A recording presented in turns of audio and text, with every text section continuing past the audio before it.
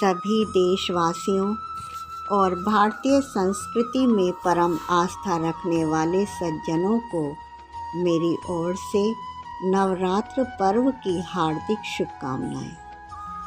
साथ ही आप सभी पर माँ भगवती की असीम अनुकंपा वृष्टि हो। कोरोना काल है, इसलिए विपत्ति हरण और सभी को सब प्रकार के कल्याण के लिए इस सिद्ध संपुट मंत्र का जप अवश्य करना चाहिए।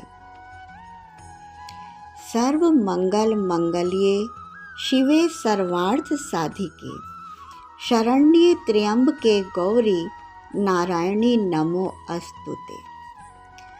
वैसे भी नवरात्र पर्व हमारे महान ज्ञानवंत तथा तपोनिष्ठ ऋषियों की अत्यंत वैज्ञानिक और महानतम परिकल्पना है।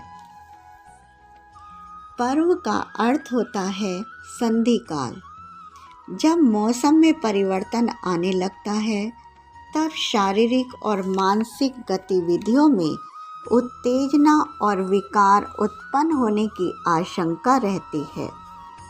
मानव तंत्र स्वस्थ रहे और मन परिवर्तित प्राकृतिक परिवेश उद्वेलित न करे, इसके लिए उपवास की व्यवस्था की गई है।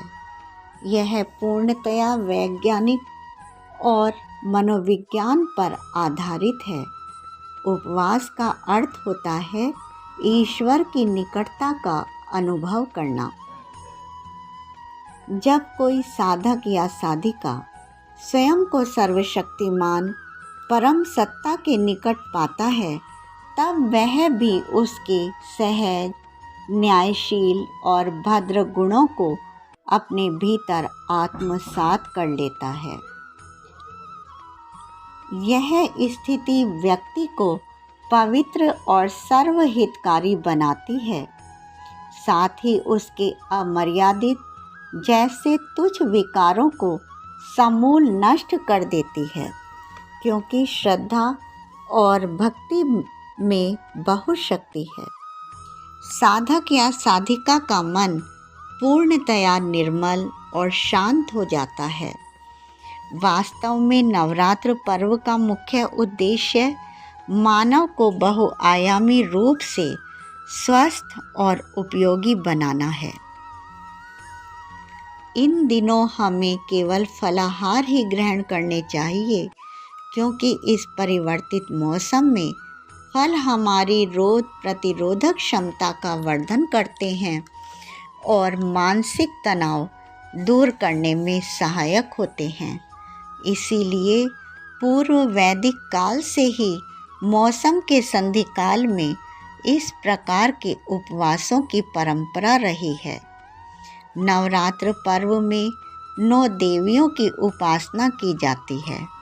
अथर्ववेद में ये 9 देवियों के नाम ही स्वास्थ्यवर्धक औषधियों के नाम हैं। प्रतिदिन इस नाम की एक औषधि का सेवन आवश्यक है, ताकि 6 माह तक व्यक्ति पूर्णतया निरोगी रहे। कोरोना काल में रोग प्रतिरोधक क्षमता बढ़ाने के लिए नवरात्र पर्व का विशेष महत्व है। यह पर्व नारी के प्रति सम्मान भावना का भी प्रतीक है, इसलिए हम कन्या पूजन करते हैं। नारी शक्ति स्वरूपा और आद्य शक्ति है। नवरात्रों में हमें फलाहार ही लेना चाहिए। कुछ लोग अज्ञानतावश तला हुआ और गरिष्ठ आहार लेते हैं, जो इस उपवास के महान ध्येय के विपरीत है। अतएव हम कह सकते हैं कि हिंदू धर्म पूर्णतः विज्ञान सम्मत है। वस्तुतः विज्ञान की आध्यात्मिक व्याख्या ही हिंदुत्व है।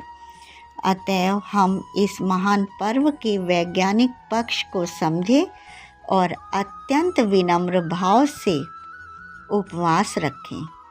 आओ हम सभी नवरात्र पर्व में ईश्वरीय ऊर्जा को आत्मसात कर लें। या देवी सर्वभूतेषु शक्तिरूपेण संस्थिता नमस्तस्यै नमस्तस्यै नमो नमः।